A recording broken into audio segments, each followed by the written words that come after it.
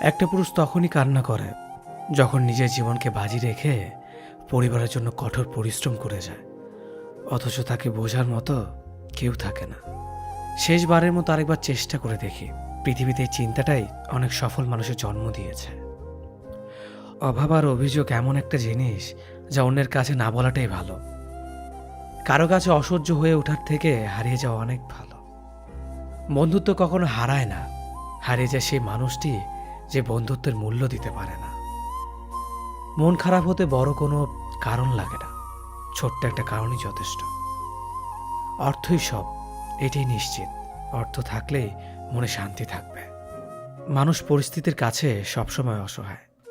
মানুষ ইচ্ছে করে কখনো কষ্ট পেতে চায় না, কারো কাছে লজ্জিত হতে চায় না।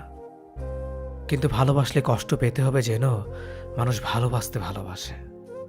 জীবনে তারা বেশি কাঁদে যারা 10 জনকে নয়, একজনকে মন থেকে ভালোবাসে। পরিবারের সাথে ধৈর্য রাখা হলো ভালোবাসা, অন্য মানুষের সাথে ধৈর্য রাখা হলো সম্মান করা, নিজের সাথে ধৈর্য রাখা হলো আত্মবিশ্বাস, এবং আল্লাহর সাথে ধৈর্য রাখা হলো বিশ্বাস। কারো ভালো থাকাটা কেড়ে নিয়ে তাকে ভালো থেকো বলে সান্ত্বনা দেওয়াটাও পৃথিবীর সবচেয়ে বড় অপরাধ। যোগাযোগ বন্ধ করে চুপ করে থাকার অর্থ সবসময় অভিমান হয় না, কিছু কিছু সময় সম্পর্ক এগিয়ে না নিয়ে যাওয়ার ইঙ্গিত হয়। এটাই সত্যি। আজকাল মিথ্যে কথার চেয়ে সত্যি কথা বললে সম্পর্ক নষ্ট হয় বেশি।